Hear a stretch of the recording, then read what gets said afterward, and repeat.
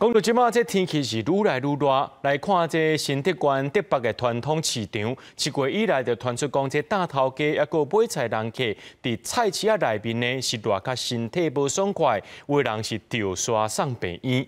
内面店家也讲呢，这设备有较旧啊，拢无冷气。假日时啊来的时阵呢，这买菜民众是人客人，规市场是烧烘烘，有影是挡袂掉啊。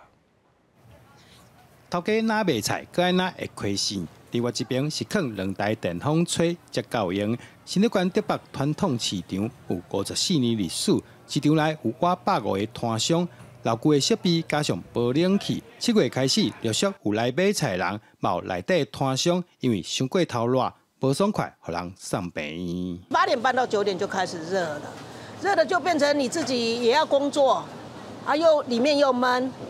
尤其是假日6日的时候，人越多的时候更容易中暑。一天晕倒2个客人，客人会说空气太闷热，那空调根本没做好。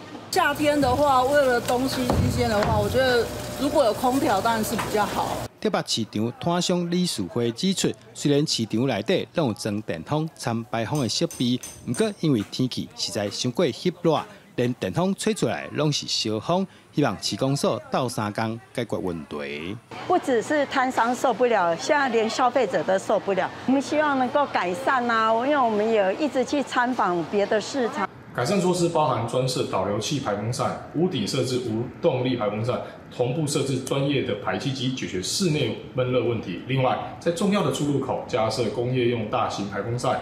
竹北市公所指出，因为竹北市场是开放空间，要装冷气确实有困难，所以来会参市场管理单位讨论，想办法找出改善措施。